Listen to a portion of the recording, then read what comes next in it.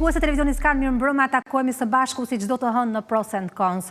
Qeveria shqiptare ka vendosur në dispozicion të sektorit bujqësor një garanci sovrane me vlerë 30 milion euro me qëllim nxitjen e kreditimit dhe zhvillimin rural në tërësi, por cilat do të jenë efektet e saj reale në terren. Për të diskutuar avantazhet dhe disavantazhet e këtij instrumenti, kam të ftuar profesor Shpresim Domi, ekspert i zhvillimit rural. Mirë se erdha. Faleminderit për ftesën. Dhe zontin Enjo Civici, ekonomist, ish zëvendës Ministri i Bujqësisë. Mirë se erdha. Shumë faleminderit për ftesën. Ndalemi paraprakisht tek pros and conset që ka garancia sovrane në bujqësi, ku tek avantazhet apo pros përmendim rritjen e aksesit në financim, mbështet formalizimin e sektorit si dhe nxit investimet në teknologji.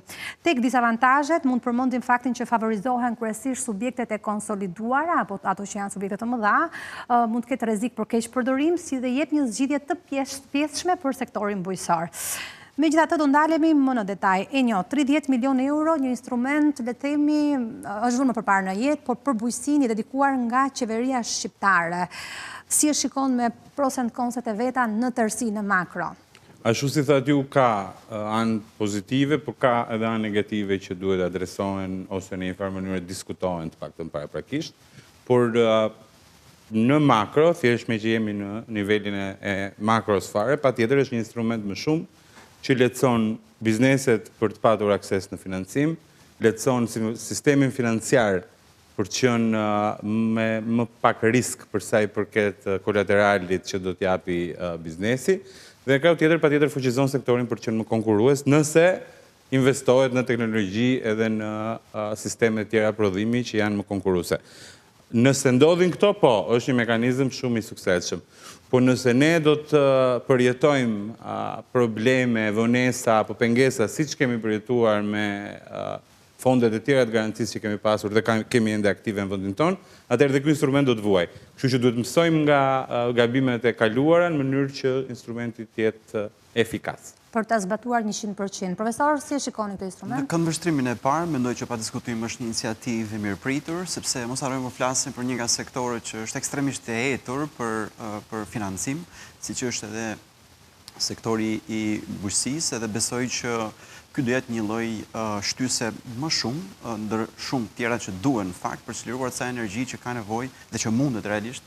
Sektori i bujqësisë nga njëra anë është pozitive, pa diskutim, por nga ana tjetër shqetësimi mund ngrihet që shumë kryet herës, në sensin që nëse kjo skem kur të operacionalizohet në nivelin e duhur dhe të shtërrohen gjitha dimensionet e mundshme dhe të marrë jetë në terren, të shikojmë sa gjithë përfshirës është, sepse një nga shqetësimet e mëdha që ju e përmendët, gjithmonë e çdo skemë me financimin në Shqipëri, por jo vetëm realisht, është kudo edhe në Europë, sidomos në vendet e Ballkanit, është përfshirë atë fermerit vogël i cili është neglizhuar për shumë arsye, por që realisht luan një rol kyç në shumë elementë, siç është siguria ushqimore, siç është ushqimi i shëndetshëm, siç është ajo eksperjenca e lidhur e prodhimit me turizmin, shpeshherë që ne kërkojmë në rolin edhe të turistit.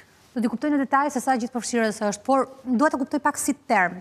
Garanci sovrane, kemi dëgjuar shumë shpesh. Çfarë do të thotë garanci sovrane për të gjithë ato subjekte, por dhe fermerë të vegjël që janë në sektorin e bujqësisë, agroturizmit sot apo akvakulturës, pra që janë shtrirë. Sovrani është shteti. Po.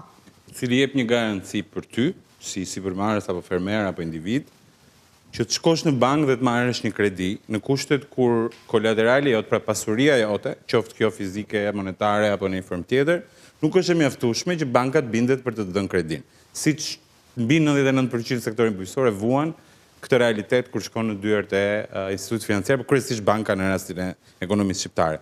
Pra, shteti i thot bankës që për kolateralin që do i kërkosh këtij individi apo kësaj sipërmarrje, dal unë garant që nëse kjo sipërmarrje apo ky individ dështon, pra nuk arrin ta shlyejë kredin, që zakonisht vjen banka dhe të merr kolateralin, në këtë rast kolateralin do ma marrësh mua, i thot shteti bankës. Dhe riskun e merr përsipër shteti, buxheti i shtetit në këtë rast. Po, në këtë rast të dy marrin risk sepse ti nuk ke një mbulim kolaterali 100%, e ke 70%, pra 30% i mbetet bankës si risk, kështu që të dy palët, edhe banka dhe qeveria marrin risk me vete. Por ama ndryshe nga zakonisht që e merr banka 100%, këtë herë banka ka dhe më pak se gjysma riskun, që pretendohet që ta lehtësoj dhënien e kredisë. Po jo gjithmonë është kështu, gjithsesi kjo është një fazë tjetër. Si është për të shpjeguar. Po ai 30% i bankës, pra ai 30% i riskut bankës, është fakti barabartë me 100% riskut për vetë bankën. Se dështimi vlen si dështim gjithsesi, domethënë, edhe nëse do të japin 100% kreditis vet, apo do t'ja japi një pjesë ajo dhe një pjesë shteti, gjithsesi dështimi mbetet dështim. Pra, kushtet në të cilat banka të kërkon të plotësosh për atë 30% kolateral që do mbuloj vet, janë njësoj si kushtet që ti do të plotësoje për 100% kolateral. Që ti prap je në vështirësinë e marrjes së kredis. Vështirësia më e madhe është pronësia e tokës në rastin tonë dhe të zonave rurale shqiptare. Tani banka, si çdo bankë, si çdo fond garancie, si çdo shtet, pronësia dokumenti i pronësisë tokës është i pari dhe i padiskutueshëm. Nëse ti je një fermer që nuk e ke këtë dokument, dhe në Shqipëri janë shumë, nuk të bën punë 70% mbulim kolateral. Pra në këtë rast bie mbulimi nuk ke akses gjithsesi. Nuk ke akses në kreditim. Pra nuk ke pronësim. Duhet që ne do të besoj të dalim edhe këtë çfarë propozimesh sugjerojmë për këtë paketë, meqense nuk janë zbardhur të gjitha.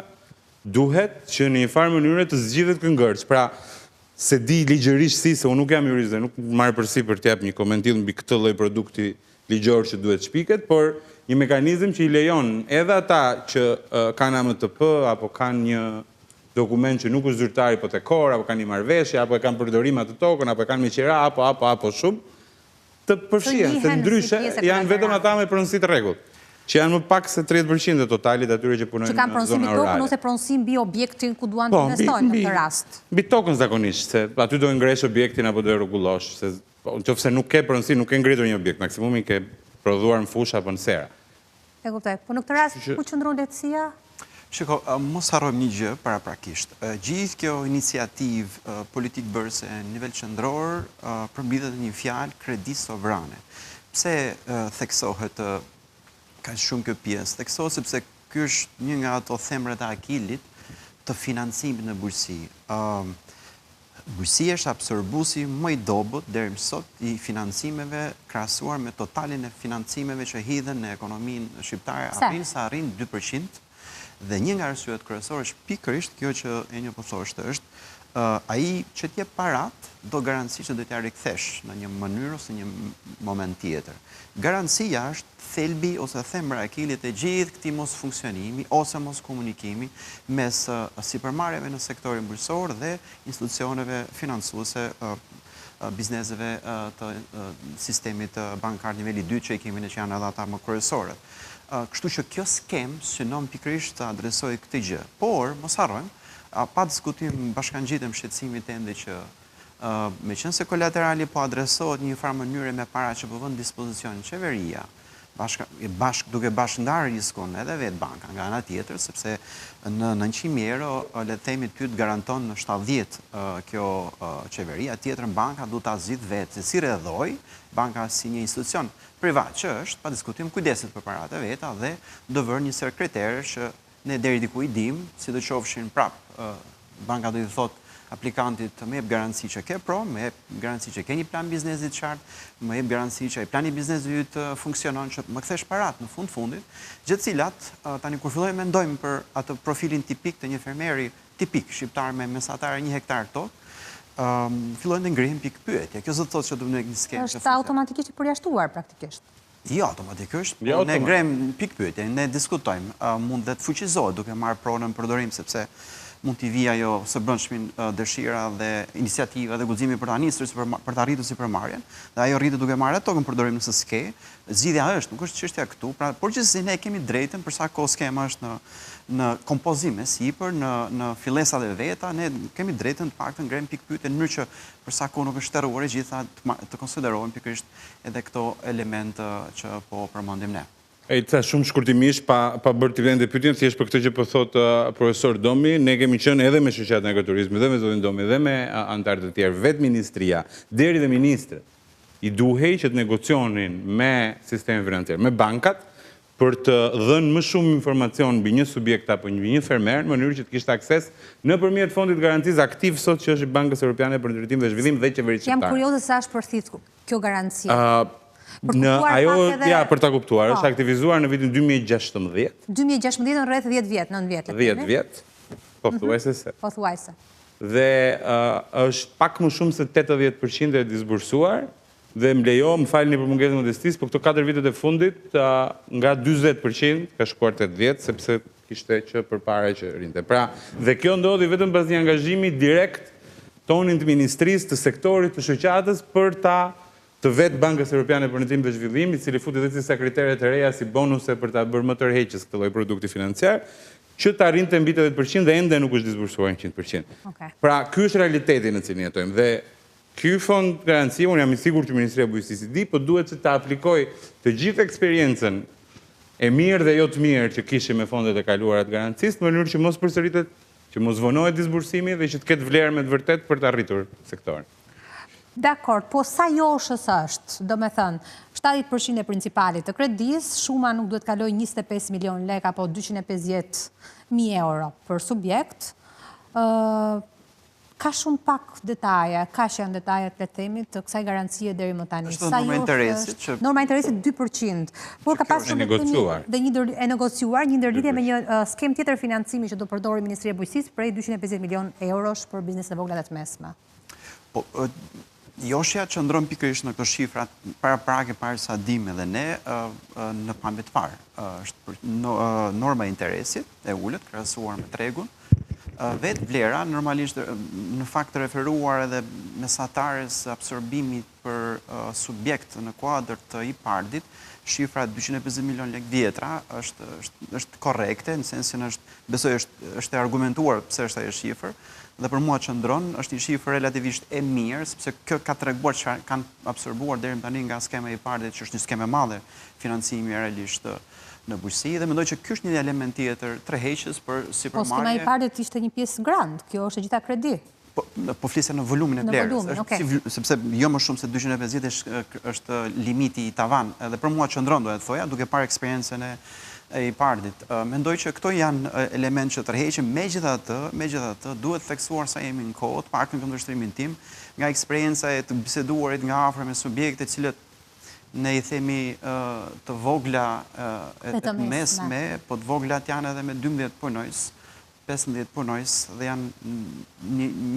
është një numër punojësish karakteristik i sipërmarrjeve agroturistike që është një nga targetet ose grupet e synuara të kësaj, që mendoj që nga komunikimet e drejt për drejta që kam me ta, çështja e burokracisë, e dosjes, e gjithçka që do kërkoj nesër banka niveli 2 për të absorbuar këto para, aty qëndron i gjithë problemi. Lehtësia e jashtëzakonshme është garancia kolaterali i financuar nga qeveria, por një set tjetër dokumentash, të cilat nëse nuk janë kompozuar ose miratuar akoma, ndjenin tonë jo, duhet pikërisht aty të përqendrohet energjia për të parë çfarë realisht kanë këta njerëz që janë sot në terren, në sensin e vështirësive dhe çfarë s'mund të plotësojmë, në mënyrë që të ligjërohet direkt apo indirekt nëpërmjet një procedure dokumenti nuk ka rëndësi, që e rëndësishme është para të shkarkohet dhe të injektohet në ekonomi dhe të çlirojë energjinë e pritur. Mendoj që këtu duhet përqendruar në kuadër në këtë fazë procesi që jemi ne me shumë vëmendje. Ka pasur një takim me bankat, nga pikpamja nga optika e një ekonomisti, sa të gatshme do jenë bankat për ta ofruar këtë produkte, pak nga pikpamja e bizneseve në bujqësi, por shohim dhe bankat. Disa janë të përqendruar në produkte bujqësore, disa jo. Ju e prekët pak me shpresimin, nivelin e financimit të bujqësisë në ekonominë shqiptare. Unë vetëm do ju kujtoj shifrat në 4 vitet e fundit, duke qenë se më është dashur ti ndjek. Ka qenë 1.6% në 2021, 1.8% në 2022, 1.7% në 2023, dhe prap diçka ka 1.8% të ca në 2024. Aksesi në financimin bankar, në kredit bankare. Aksesi në kredi bankare për sektorin e bujqësisë. Po e marrë të gjithë sektorin e bujqësisë. Edhe ata që janë të mëdhenj dhe në rregull me letrat që e marrin kollaj financimi. E kuptonin se çfarë niveli jemi? Po nuk është kjo pse bankat nuk duan. Është sektor me risk. Është sektor, po patjetër që është me risk, po kanë këto probleme që ne po flasim, problemi pronësisë, që në zonat rurale është zakonisht shumë i theksuar se këtu në qytet. Pra, këtu mund manovrosh dhe me hipotekën edhe e gjen një zgjidhje. Atje nuk ka zgjidhje tjetër. O e ke dokumentin o nuk e ke. Pse bëhet një fond garancie? Se gjithmonë duhet të pyesim pse po bëhet. Po bëhet pikërisht për këto sipërmarrje që nuk kanë mundësi të kenë akses financim. Të gjithë këta 98% të tjetër që e merr financimin, dhe jo ai 2% që është thjesht sipërmarrje të mëdha, agrobiznes i madh që përfiton. Ai 1.6, 1.9 që ka lëvizur 4 vitet e fundit. Tani pse po e bëjmë ne këtë? Po e bëjmë që të rrisim Gjithë sektorët. Aksesin e të gjithëve, jo vetëm të mëdhenjve dhe të konsoliduarve. A duhet bërë kjo skemë në mënyrë tillë dhe të marrë parasysh ato element që e kanë penguar deri tani? Po, unë ende nuk e kam dëgjuar. Uroj që duke u ndërtuar të jenë dhe ato pjesë, po aspekti pronësisë është shumë i rëndësishëm. Siç qeveria shqiptare e ka konsideruar dhe i ka dhënë një zgjidhje në rastin e paketës maleve, nuk e di nëse keni patur mundësi ta diskutoni, ka një artific ligjore që ndihmon për të mos qenë pengesë të paktën, mungesa e dokumentacionit pronësisë. Besoj dhe në këtë rast duhet gjetur një instrument i tillë. Se nëse nuk ka një instrument të tillë, atëherë dhe ky fond garancia njësoj si i kaluari do dojë 10 vjet të disbursohet me nga 2-3 fushata çdo disa vjet, me disa lehtësime të ndryshme që në fund të kthehet një barkë më shumë se sa një lehtësi e madhe. Kështu që unë mendoj që ato detajet janë shumë të rëndësishme se si të ndihmohet. Interesi është një, se në rastin e fondeve tjera të garancisë që ne kemi pasur deri tani, interesi nuk negocioi, ishte prapë në dorë të bankës. Ndërsa me sa dëgjova edhe guvernatorin, ishte tashmë do jetë objekt i negocimit me autoriteti menaxhues i fondit të garancisë me bankat, pra nuk do jetë një shqetësim i vetë subjektit. Ti që në nisje të bisedës do e dish se sa do jetë interesi pak a shumë në varësi të sektorit që je. Po kaq dim, nuk dim më gjë tjetër. Unë nuk di ky 70% që është se për shembull ne dim që bankat marrin më shumë se 100% kolateral të vlerës. Po 70% do të jetë nga garancia, kanë përshtypjen Po pjesa tjetër sa, se zakonisht është 130%, nuk është 100. Po nëse është 130, atëherë ndahet gjysmë për gjysmë kolaterali në këtë pikë. Prapë dhe këtu kam një pengesë të madhe unë si fermer. Për të kuptuar nëse do ketë akses apo jo. Nëse do ketë me vërtet mundësi për ta përfituar. Sukses kjo garanci sovrane, duhet që të zgjidhet e para fare çështja e pronave dhe e dyta çështja e formalizimit që e kishte prekur. Pra, ky fermeri që do aksesoj këtë lloj fondi duhet të jetë në të gjithë zinxhirin e tij të prodhimit dhe të shitjes i formalizuar. Se ndryshe edhe banka nuk e jep kredin dhe nuk do ketë fare sukses ky fond garancie që në nisje, nëse nuk është formalizuar një, nëse nuk ka pronësi 2, e dim që tani që nuk do jepet kredia dhe nuk ke kujt i vësh faj në këtë mes. Dhe e dyta do jetë një tjetër vonesë e madhe për ndihmuar një sektor që ka nevojë shumë të madhe tani. Por ndërkohë që qeveria e ka bërë punën e saj duke dhënë këtë kapital kaq të madh në shërbim të sektorit, tani takon Ministrisë së Bujqësisë që ta disbursoj, le të themi. Po që ta disbursoj duhet ndërtoj kriteret në mënyrë të tillë që të jenë kriteret e vërteta që pengojnë sot fermerët edhe sipërmarrjet bujqësore për të marrë kredi. Pas zgjidhur këto, kjo do të jetë një lajm i bukur. Kaq. Një lajm vere, e thënë ndryshe. Sidoqoftë neve paraprakisht jemi në gjendje të bëjmë një kalkulim paraprak kush mund të jetë numri potencial i aplikimeve. Sa do të pyesja? Numri potencial i aplikimeve dhe ajo sipërfaqja që, do të thënë, fermerët apo agrobizneset që mund të përfitojnë, që kanë fuqi për ta garantuar ato 30%. Po, dhe nga piknisja ku jemi neve, referenca jonë mund tjetë skema kombëtare e subvencioneve, apo skema kombëtare e fundit të 2024 e investimeve. Për shembull, në skemën kombëtare të investimeve 2024, aplikimet kanë qenë diku tek 414. Eksakt, dhe por të kualifikuar janë në fazën e parë ishin 360. Në fazën e parë dhe pastaj në 300 që se le të themi shkon shifra e të kualifikuarve si të ligjshëm për me vazhdu me marrë grantin. Dhe ky është një fond që ne marrim si të mirëqenë në logjikën e ekstrapolimit, që mund të jetë një numër i përafërt aplikuesish. Megjithatë pra po thuaj që në gjithë Shqipërinë do aplikojnë 400 persona. Edhe më pak ndoshta 400 subjekte. Edhe më pak ndoshta se granti është grant dhe kredi granti ka më shumë interes sepse ti e ke falas një pjesë. Kredi është kredi dhe ka mbrapa sigurisht norma e interesit e vogël, por është norma interesi, sidoqoftë dhe këtë bësh me një sistem privat financimi dhe ka një dallim qysh këtu dhe ne kemi drejt ta glabrojmë një pjesë të kësaj shifre dhe ta ulim më tej. Dhe mendoj që ky do jetë edhe fondi, po të bësh një llogari të 30 milionë euro të vënë dispozicion për mbuluar po të bësh ta llogari thjeshta matematikore, diku te 200 subjekte mund të mbulohen me këto që janë në pamje të parë, duke marrë në konsiderat vlerën 250 milionë euro, cilën do mund të absorboj për subjekt. Që kuptohet, jo gjithmonë absorbohet vlera maksimale, se mund të aplikohet për 200 milion, 20 milion lekë të reja, apo 15 milion lekë të reja, nuk ka rëndësi, po duke imaginuar një situatë kësaj natyre që kemi drejt ligjshëm për ta bërë një gjë të tillë, ne vërtiti me rreth shifrës 200, 300, 350 aplikantë të mundshëm për këtë skemë që nuk është janë pak nga një anë, sepse mos harrojmë, nuk flasim për skemë subvencionesh, pra ndihmë. për të mbuluar kostot, por në flasim për skema që synojnë të çlirojnë energjinë në sensin e investimeve në kuptimin e digitalizimit të bujqësisë, në kuptimin e mekanizimit më të mirë, në kuptimin e krijimit të një dege të re të biznesit tënd ekzistues, e prodhim më shumë, e punësim më shumë etj. Kjo nuk do të thotë se shifër e vogël ajo që përmenda unë, por është një shifër relativisht e mirë nëse do arrit kjo, se nuk e dim ende. Mos harrojmë përgjithsisht në skema investimesh, edhe i pari na e tregon këtë, sekundër edhe një tha në rastin që të shkojnë deri diku në njëjtën linjë. Rreth 70-80% shkarkohet, le të them, edhe kur është grant. Asnjëherë 100% nuk arrihet. Për shkak problemeve ajo që përmendëm me mund të jetë dosja, mund të jetë problematika në plotësimin e dosjes, dokumentacioneve, nuk ka aplikime, ka arsye ndryshme, por përgjithsisht diku te 70-80% flas për grante.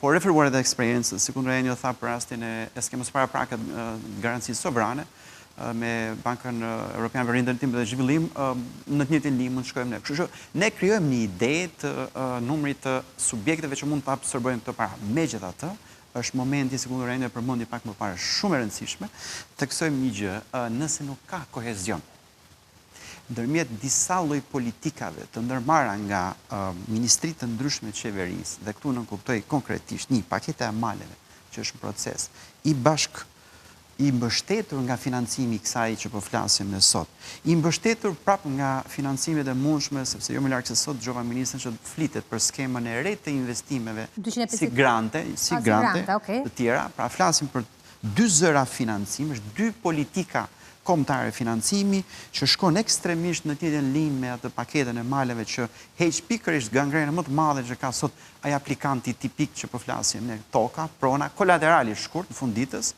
Mendoj që do e meritoj gradualisht emrin Plan Marshall për të adresuar realisht një nga problemet më të mëdha që ka këtu e 30 dhe sa vite pa aftësie, ekonomisë, zonit tonë për të marrë para dhe për të zhvilluar. Se kur flasim për zhvillim, nuk është thjesht krijosh një biznes, nuk është thjesht krijosh një vend pune, por zhvillimi prek shumë dimensione dhe në këtë rast po flasim për zonat rurale. Dhe Plani Marshall në parim nënkupton që ti e ndërmerr një iniciativë, por brenda saj, si qeveri flas, ke një sër elemente që nuk le asgjë pa prekur një farë deri diku, dhe ti vërtet e shtyn përpara ekonominë rurale dhe zhvillimin rural në këtë rast. Përndryshe do kemi përsëri fragmentarizim, sikur ishte programi Qimshatrat për vërtetës. E kam përmendur disa herë se s'më vjen mirë, po e vërteta është që tipik një plan Marshall, por që u fragmentarizua ekstremisht shumë në sensin financiar, në sensin koordinues, në sensin e ngritjes kapaciteteve njerëzore dhe përjedhoj, nuk kemi gjë në themi se sa para u absorbuan,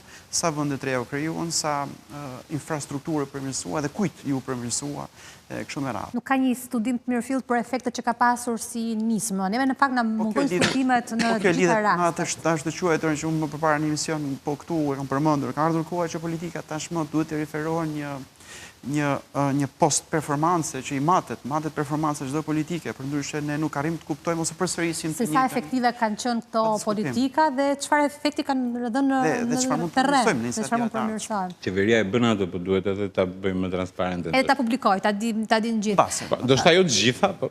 E njësi e shikon më shumë si një plan Marshall apo si një përfitim i kufizuar i disa subjekteve dhe përjashtim i pjesës. Thjesht për parantezë, unë jam shumë dakord me shpresimin që të gjithë këto politikat publike duhet të konvergojnë në një, mundësisht. Një emër të madh që pastaj i ndihmon gjithë, se edhe paketa e maleve në një farë forme agroturizmi ndihmon që thellë subjekte agrojan, funditës pastaj. Kështu që më parë thjesht për parantezë unë jam shumë dakord që këto duhet të bëhen gjitha. Tani thjesht për t'ju kthyer pyetjes tuaj. Kush janë dy, mendoj unë, kategoritë që duan të përfitojnë nga apo do të përfitojnë nga fondi garancisë në rastin konkret të bujqësisë? Të parët janë ato biznese që kanë nevojë për kështu paga qarkulluese apo kapital qarkullues. Pra, një moment vështirësie likuiditeti, një vonesë pagese nga një bashkëpunëtor, mungesa shitje për një aksident apo një tjetër, por që është një moment që ti nuk ke likuiditet dhe të duhet dhe e përdor. Siç kanë përdorur deri tani më shumë se gjysmën fondet e garancisë në çdo sektor. Nga fasoni, ke bujqësia, energjia, të gjitha këto, edhe në rastin e Covidit, përsëri për paga qarkulluese u përdor pjesa më e madhe e fondit garancisë sovrane. Kështu që këta do jenë patjetër atje. Po kush janë këta? Këta janë supermarket konsoliduara, të mëdha. Që kanë... Se vetëm ata kanë mundësi të arrinë në pikën që diskutojnë në pagën qarkulluese, pra që një moment mungesë e likuiditeti. Duhet të jesh i strukturuar mirë që të arrish në këtë debat. Kështu që këta janë në treg që tani. Këta kanë akses financim që tani. Nuk është se pritën këta. Patjetër, kjo është një lehtësi, që i heq disa para që do t'i linin më njanë se i duhet i linin se kolateral, mund t'i përdorin në një vend tjetër dhe shumë mirë që në to. Kategoria e dytë që duhet apo do të përfitojnë nga kjo, në ata që duan të arrisin sipërmarrjen e tyre. Nuk besoj se njëri nga zero vjen një ditë dhe vendos të bëhet sipërmarrës bujqësi dhe të aplikojë ke kjo fond garancie. Ose kushdo që e ka në mend ta bëj, mos ta bëj, le ta krijoj vetë mirë idenë, le ta provoj vetën në treg dhe pastaj të përfitojë. Sepse në fund të ditës ajo kredia duhet paguar. Ecë nuk ecë. Të duket sikur në fakt fund ditës është e lehtë e lirë, por prapë duhet ta paguash, se muaj vjen shumë shpejt. Edhe po si pagove, patjetër është banka e qetë, po ti nuk je më, se ti je kreditor i keq dhe harroje të marrësh me gjë tjetër. Dhe do mbash përgjegjësi për 30% që... Jo, po do mbash përgjegjësi për gjithën ti si aplikant. Pastaj se ku i gjen banka parat, puna saj. Po ti mban përgjegjësi dhe je kreditor i keq një herë mirë. Kështu që kjo është një kredi si gjithë tjerë. Ata që duan të rriten, janë për mendimin tim, duhet të jenë ato sipërmarrje që sot janë suksesshme në treg.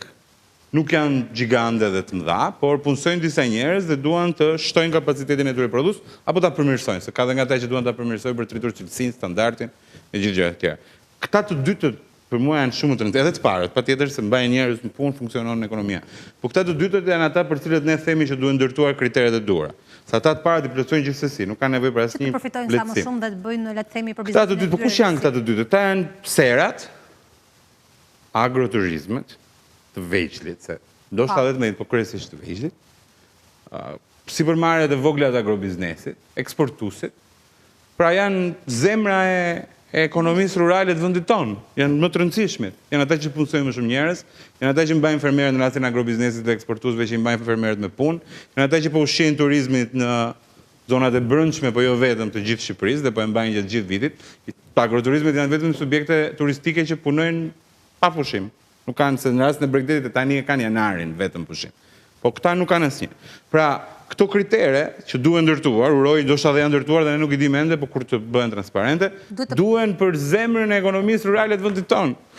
Nuk duhet thjesht për disa individ të parëndësishëm. Pra, është shumë e rëndësishme që toka, edhe një herë për ta përsëritur, toka, formalizimi të jenë primare dhe të padiskutueshme.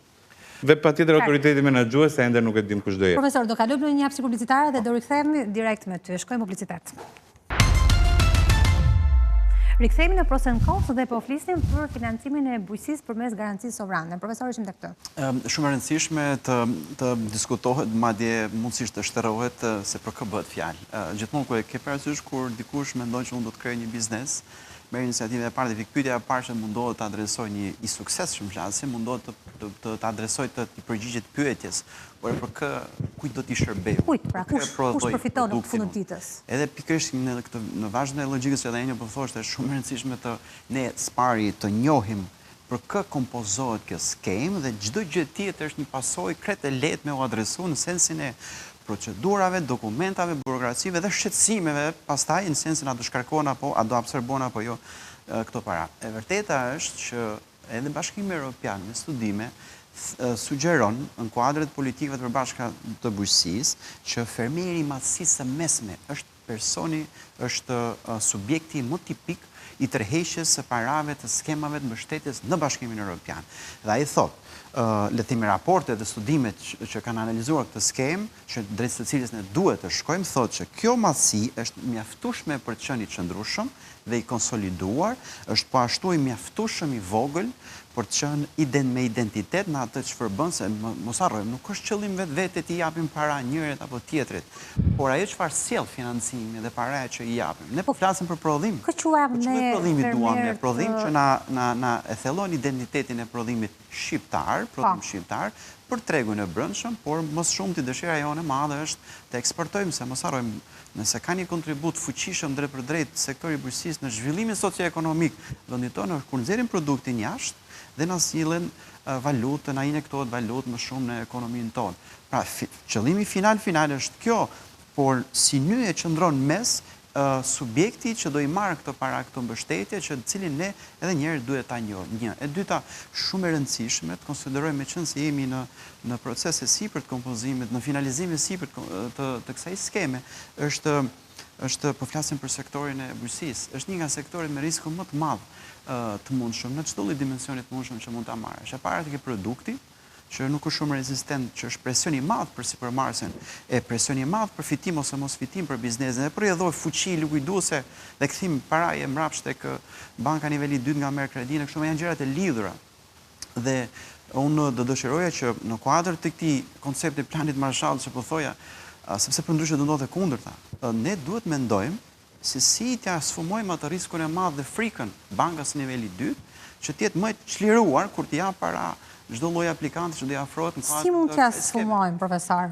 Një nga problemet e mëdha, një nga diskutimet e mëdha të kohës fundit janë çështja e sigurimeve, siguria në siguritet e bujqësisë. Sigurimi i prodhimit, sigurimet në përgjithësi në bujqësi, të cilat janë thuajse inekzistent sot që flas. Nuk kemi një skemë, ka pasur një diskutim. Jo realisht, ka një marrëveshje mes Ministrisë së Bujqësisë së Shqipërisë me Turqinë, në kuadër të skemës të arsim, mos gaboj, skema quhet e tillë dhe shteti Turqia në vendin e vet aplikon një skemë, unë mendoj që është pak agresive, në sensin e ndërhyrjes shtetit, qeverisë,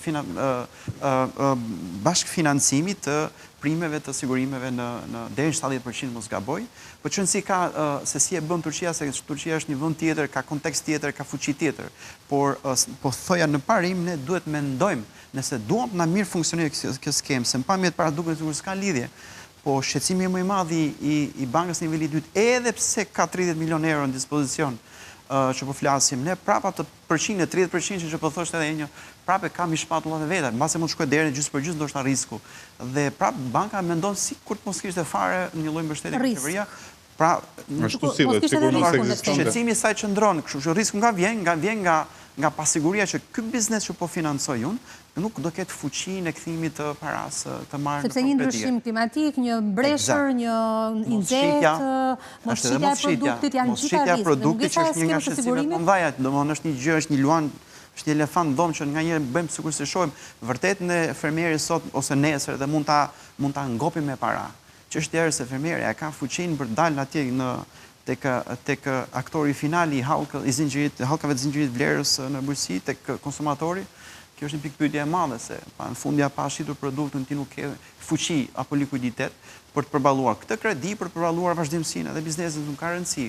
Pra, çështja e rrezikeve në përgjithësi që lidhet me këtë që përmendëm ne, mendoj që në kuadër të planit Marshall që po mundohem të jap jetë një sër iniciativës, iniciativat janë, nuk është se s'janë, po thëmë paketa malve, skema investimeve, skema subvencioneve, kredia sovrane, janë, nuk është se s'janë.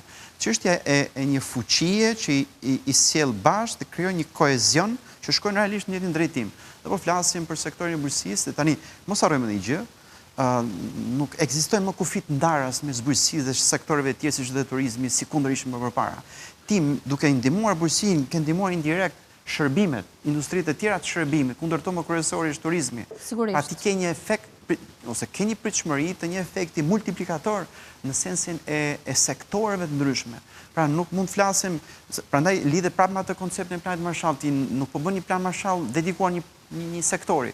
Realisht po bën indirekt për gjithë ekonominë reale, po njerëz, se ekonomia reale sot që flasim për vërtetës, s'mund të them 100% se teprojmë ndoshta, po 90% mbahet nga këto dy ekonomi, bujqësi, shërbime turistike, asgjë tjetër. Tjerat janë krejt tretësore, do thoja, përballë këtyre dy shtyllave shumë kryesore. Mund mos themi këtë në Bregdet në zonë urbane, po zonë rurale kjo është krejt e sigurt, ndaj dhe ndërkohë që mos harrojmë, 2/3 e territorit është e tillë dhe ka nevojë për një injektim energji të kësaj natyre. Dhe unë si ekonomist mendoj që ne jemi shumë të ashpër vetëm me bankat këtu, po duhet të flasim pak edhe për sektorin. Po pra, po. Tani, sektori rural i Shqipërisë, dhe jo vetëm sektori rural, po gjithë shoqëria shqiptare, vuan nga mungesa e edukimit financiar. Të duhet t'i bindësh edhe kur i plotësojnë kushtet që të shkojnë dhe të marrin një kredi. Jo se s'duan. Kanë frikë, është me risk, e tha profesori. Kjo me jo, a risk është për bankën, këtu për rim ke fermerit. Po, edhe për fermerin, nëse nuk e shet prodhimin, nëse bie një breshë, nëse bie një shi. Patjetër, gjitha brenda janë, po shkëtuar këtyre edhe mosbesimin në një sistem që ti nuk e njeh. është shumë e kuptueshme. Pa diskutim. Shto këtu dhe mungesën e apo informalitetin, ku jo 100% për fajt fermerit, por për fajt gjithë sistemit, ai nuk e mbyll zinxhirin e vet prodhimit nga AKZ-ja. Ku një hallë ka informale, sigur, gjithmonë. Në gjithë këtë mes. Pa fuqisë ekonomike që kanë. Po jo gjithmonë është faji fermerit. Mund të jetë ajo pika grumbullimi që nuk ja ofron atë faturën. Mund të jetë ai i lëndëve të para, i fare dhe fidanëve që nuk ja ofron. Dhënie private që s'funksionon. Po pra, është gjithë zinxhiri që sigur minimalisht në një hallë këtij je informal. Pra, tani ka banka faj në këtë mes që nuk të ndihmon ose nuk të gjendet përballë? Sigurisht që ja. Pra, se deri tani folëm për gjithë çfarë pengesash vijnë nga sistemi financiar, po kemi edhe këto pengesat e sektorit. Pra duhet paralelisht me fondin e garancisë, ti duhet ndihmosh edhe sektorin që të rritet intelektualisht për ta kuptuar se sa i mirë është ky instrument. Nuk mjafton vetëm ti thua ku janë lekët çka përfito tani. Po. Se dhe ai ka shqetësimet e veta, dhe ai ka rrisjet e veta, dhe ai ka shpenzimet e familjen e vet, ai fermeri. Po kaq administrat kemi e një, jo, kemi Universitetin Bujqësor që e ka bërë dhe mund ta bëj prapë. Kemi dhe të tjera që mund ta instruktojnë dhe edukojnë sektorin, jo vetëm si prodhohet, jo vetëm si kujdeset për sigurinë ushqimore, që e bën universiteti, nuk po them që mund ta bëj dhe më shumë, dhe këtu mund ta bëj dhe më shumë me ndihmën e Ministrisë së Bujqësisë, ti edukoj dhe në aspektin financiar fermerët. Në Francë, Itali apo në vendet e Bashkimit Evropian, unë që kam patur mundësinë ta lexoj, mesatarja e dijes financiare të një fermeri është e barabartë me një qytetar normal. Nuk e dia është ky rast në Shqipëri, uroj, po nuk besoj. Në Bashkimin Evropian një fermer që duket si një fermer, në fakt di ndonjëherë më shumë se ty ose unë. Duke qenë se 90% të fermerëve këtu kanë vetëm 1 hektar tokë, 1.2 siç e përmendëm më parë. S'është fajtyre pra që nuk din. Edukimi financiar është. Se duhet të fjalë edukimi financiar, duket sikur do të çojnë në universitet. Jo. Ti shpjegojmë se cili është qëllimi i një kredie, si arrin ti jesh më i mirë menaxhuar financiarisht në shtëpinë tënde, që dhe ta paguash atë kredin ku ta marrësh. Dhe se si sistemi financiar nuk është një gogol. Jam dakord, pa paragjykime po flasim për një kategori që as lekët e veta nuk i çon në bankë. Po ky është mosbesim, nuk është padije. Mosbesim shumë i madh. Pra, po si ti arrisim këtë besimin? Me edukim, nuk kemi formë tjetër, me forcë nuk e bën dot. Kjo realisht me një kemi patur shumë përballje në emisionet caktuara, në fakt edhe pozicionet përballë, por sot kemi një kohezion të jashtëzakonshëm, shpresoj edhe gjithë politikët që po flisin të kenë një kohezion të tillë. Jam shumë dakord me të drejtën, për shembull për të qenë pak më objektiv, pse nuk shkojnë njerëzit për ta aplikuar një pjesë e mirë. E dini ju që një pjesë e mirë edhe të agroturizmit që i njoh, po edhe subjekte bujtin, edhe ferma për më tepër. Mosha mesatare fermerit drejtues të një ferme sot është mbi rreth 60 vjeç. Ndoshta edhe më shumë nga vajtur se bëm ca vite që s'kemi statistika specifike për këtë pjesë, por nuk është vetëm e bujqësisë, kjo moshë është edhe në Europë, nuk është një gjë që e kemi vetëm ne. Tani kjo moshë, ky zotria apo zonja me bashortin apo bashortin e vet që e drejtojnë këtë fermë në këtë moshë, është krejt e pamundur të gjesh një çift të tillë të thuash që a do doje ti fëmia yt të vazhdonte këtë lloj trashëgimie. Shumë e vështirë ta gjesh sot, e përjedhoj në këtë moshë këta njerëz që zotrojnë një biznes, thotë, unë ty hyj edhe një herë ta ngrejnë biznesin tim në një nivel tjetër nëpërmjet një kredie kur fëmia im dhe pasasit e mi nuk e kanë fort mendje këtu.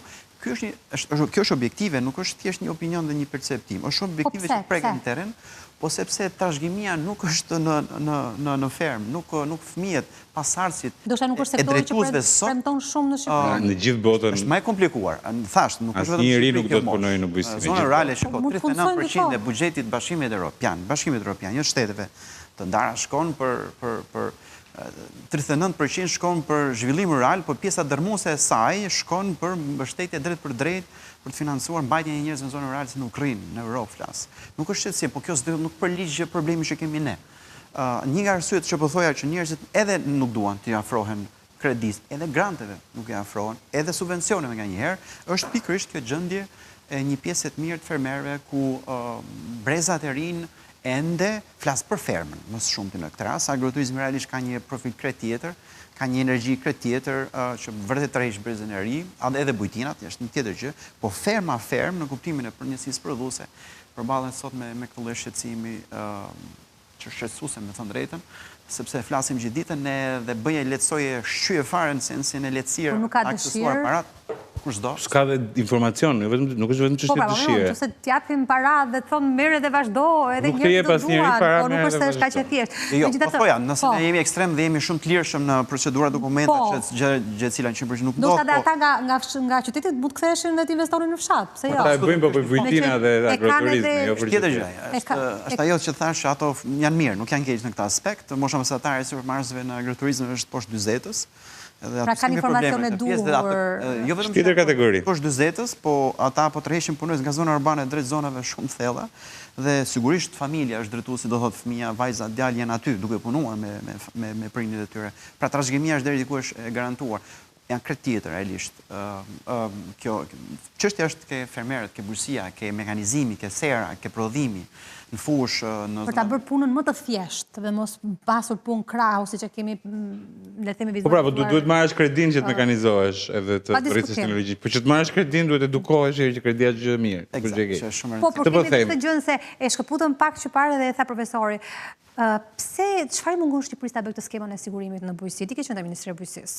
Unë jam marrë dhe me këtë që të situat të rastin e marrëveshjes me Turqinë. Skemën e sigurimit të bujësisë. Për të njëjtat arsye, sa po tham, një informalitet total dhe një skem sigurimi nuk mund të funksionojë në informalitet, se duhet shpenzoj kapitalin e vet për të mbrojtur ty apo të dëmshpërblyer ty, nëse nuk jenë 100% transparent.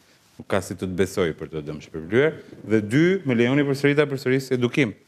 Edhe në rastet aktuale, ne kemi një kompani sot, e cila ofron produkte bujësore, dhe ajo është e përdorur minimalisht, shumë pak, jashtëzakonisht shumë pak në vendin tonë. Sepse primi riskut është i lartë. Po, varet dhe primi nuk ka pse të jetë gjithmonë i lartë, mund të jetë dhe i ulët, po edhe në rastet kur është i ulët, edhe në rastet, ose më mirë, në rastet kur është i përballueshëm nga subjekti, se ka fitime mjaftueshme për të përballuar, edukimi i tij apo i saj nuk e lejon që ta shohë si një instrument të dobishëm. E shef si kosto. Po nëse do ishte detyrueshëm, Enjo, do duhej që fermerët në mënyrë të detyrueshme të sigurohen. Po çdo sigurim të detyrueshëm të makinave kemi detyrueshëm. Nëse është vetëm të shtëpisë kur merr kredi e kemi të detyrueshëm. Nëse është vetëm formë. Po nuk është vetëm formë, është edukimi forma e rëndësishme. Vendet e zhvilluara edukimi kanë bërë, pastaj kanë shkuar ke sigurimi, nuk vjen vetë. Se mund të vetëm këtu se është gjë konkrete pyetja juaj. Realisht ka raste që kanë aplikojnë skemën e sigurimit, por janë të detyruar për shkak se lloji prodhimi i tyre duhet të jetë i certifikuar nga një kompani që certifikon këto lloj gjëra dhe një nga kushtet për të certifikuar për një X kategori të caktuar është edhe të jesh i siguruar dhe ky produkt pastaj përgjithsisht shkojnë për eksport. Dhe nënkuptohet, po flasim për subjekte që janë konsoliduara dhe janë realisht shumë. Për shembull, ne diskutuam dhe që është rasti i Turqisë si e ka nisur, është që e nis në një mënyrë progresive, e nis me 100% mbulim të primit dhe gradualisht çdo vit ul 10%. Derisa mbas 10 vjetësh 100% është i subjektit. Kjo është një mënyrë. Pra ti nuk e vuan primin në fillim, filluan e vuan gradualisht, derisa në fund i edukuar që ajo është një gjë shumë e rëndësishme dhe besoj e shohim çdo vit. Kjo është mënyra si funksionon. Pra fillimisht e mbulon shteti, kur ti e para duhet bindesh që është një gjë e mirë, e dyta të duhet nxjerrësh ta financa. Po tek ne kemi vullnet pra, s'kemi vullnet, s'kemi para. Po të gjitha bashkë, po një herë si fillim ne na duhet që të bindim sektorin që kjo është një gjë e rëndësishme. Se ti unë të testoj, të aprovosh dhe të shkosh në për zona rurale dhe të pyesësh fermerët. Po, dhe nëse sektori nuk bindet. Diçka me subvencionit dhe sigurimit, kënë janë më të rëndësishme, vetëm subvencionit, këtë nuk i konsiderojnë fare. Po se ka shumë vjetë që aplikohet si skeme, njohin subvencionin, e din që është një gjë e falas. Nuk e konsiderojnë sigurimin si një instrument të dobishëm. Dhe ndërkohë gjithsesi, në çdo vit kemi pafund raste ku moti i pari, po dhe arsye të tjera, shkaktojnë dëme të jashtëzakonshme ku kërcënojnë gjithmonë me mbyllje, ferme, ikje, largim. Ndërkohë që pak më e lehtë është kjo. Edukimi për sigurim. Po dhe këtu njësoj kemi dy anë, nuk janë vetëm fermerët, tani duhet të shkojmë mbrapsht ke kompanitë e sigurimit. Që nuk i ofrojnë këto produkte në zonat as kanë ndërtuar kapacitetet mjaftueshme, as kanë bërë ndonjë përçapje për të bashkuar, për të krijuar një fond dhe për ta ulur primin për pasojë në mënyrë që të aplikojnë sa më shumë. Asnjë përçapje e tillë nuk ka. Kanë thënë ka vetëm një kompani që me sa duket është dëshirë drejtuesit më shumë se sa e tregut që ja kërkon. Për të ecur përpara dhe ende pas 10 vjetësh që kërkon të aplikojë nuk kemi ne një treg sigurimeve bujësore në Shqipëri. Në këtë rast, duhet apo duhet ndërhyjmë me që kemi këtë planin Marshall që përmendi profesori, me skemën e sigurimeve. Nuk e kemi, duhet ta kemi. Duhet ta kemi pra, duhet ta kemi, ishte sugjerim. Duhet ndërhyjmë me skemën e sigurimeve? Patjetër më është. Qeveria shqiptare, kryeministri, ministrat, paktën 4 vite e fundit, po dhe më gjatë, e kanë prioritetin. Çështja është që nuk mjafton vetëm qeveria. Prioritetin letra e ke. Jo, nuk e kanë letra, kanë me marrëveshje, kanë me llogaritë. Gjithë këto shifra që unë ju thash, këto lloj mënyra aplikimi janë diskutuar dhe janë aty në tavolinë. Çështja është që nuk mjafton vetëm nga qeveria, duhet dhe sektori privat, në këtë rast kompanitë e sigurimeve, po dhe mbi gjitha fermerët dhe subjektet agropërpunuese që ta konsiderojnë sigurimin si një gjë të rëndësishme. Dhe si ju jam, do shta detyrimi shumë, mund ta kushtëzojmë diçka, për shembull, përfitimi nga ky fondi i garancisë sovrane mund të kushtëzohet edhe me këtë, të duhet të jesh i siguruar. Prap shkonte 200 persona, 200 subjekte. Po Elsa, ne 100 sigur përfitojnë jemi shumë të lumtur. Mund të lidhet me skemën e subvencioneve që shkon 70.000. Me subvencione që shkon po, 70.000. që shkon 70.000 dhe 70.000 ndoshta është një start. Pa diskutim, është një shifër, një numër subjekte që janë me impakt në sektor. Për shembull, ti tregoj, di çfarë ju desh Bankës Europiane për ndërtim dhe zhvillim të shpikte, në thonjza që të rritej disbursimi në 3 vitet e fundit, shpikën një bonus. Nuk ishte deri në 2022, mbas 2022 vendosën që t'japin 10% të kreditë që ti ke marrë dhurat në fund të shlyerjes. Pra, nëse ke marrë 100.000 euro kredi, kur ti e shlyen gjithën merr 10.000 euro si bonus, si falas. Nxit edhe shlyerjen e saj. Pra, ju desh Bankës Europiane për Ndërtim dhe Zhvillim, duke parë ecurinë ngadalë, disbursimin e vonshëm me gjithë vështirësitë, që shpikte edhe këtë element. Pra ndoshta i duhet edhe në rastin e tonë të bëjmë. Ka një shqetësim më makro, duhet jemi pak më gjithë përfshirës në diskutim kuptimin që, shiko, çdo lloj iniciative në tërësi, sidomos edhe në zhvillimin rural, duhet të shkojmë të përkojmë me kapitullin 10, që ne duhet të qëndrojmë deri diku strikt. Në fakt, referuar edhe eksperiencë që ka pasur Kroacia në integrimin e Bashkimit Evropian, jo gjithmonë çdo gjë në mënyrë korrekte dhe strikte çat kërkon Bashkimi Evropian ti duhet ta implementosh, sepse flitet për skema që implementohen në varësi të konteksteve të ndryshme. Jemi terren tjetër totalisht. Shqipëri, Kosovë, gjithë shtetet e Ballkanit kanë ato larmishmëritë e tyre. Dhe kjo mund të jetë në kuadër diskutimit ton, edhe këtu neve do të shkojmë në linjën e kapitullit 10 për zhvillimin rural dhe bujqësinë, por pa diskutim ne duhet të shpikim edhe me shumë këmbgulje ndoshta, edhe instrumenta që sigurisht nuk prekin kornizën e rrugës drejt Bashkimit Evropian për këtë kapitull për bujqësinë, por të paktën adresojnë çështje të cilat lidhen specifikisht me kontekstin shqiptar, me zonën shqiptare, s'po flas edhe me rajonet brenda Shqipërisë. Kjo puna e riskut, e paftësisë për të absorbuar para, në sensin e kolaterale, është gati vetëm Shqipërisë, madje dallojmë në sensin e problematikës së pronës, edhe me Kosovën, edhe me Maqedoninë, për shkak të tranzicionit agresiv të vitit 90 dhe ne dimë çfarë ka ndodhur, dhe këto mbivendosjet apo mos qartësitë e pronës në sensin që unë shkova në kufit e paraardhësve të mi dhe nuk shkova në kufit ku më dha 7.501, po flas 30 sa vite më përpara, dhe kjo është një specifik vetëm shqiptare, vetëm në territorit 28.000 km2 jona këtu, as e Kosovës, as e Maqedonisë janë dy fqinje tanë vegjël, apo e Malizik. Kështu që në këtë logjik neve duhet mendojmë se kemi frikë me thënë ndonjëherë nuk duhet shpikim, rrota është e shpikur dhe ne duhet thjesht ta shfrytëzojmë. Ka raste specifike, sikur po diskutojmë ne, po sepse konteksti yt është i tillë, nuk ke ç'bën.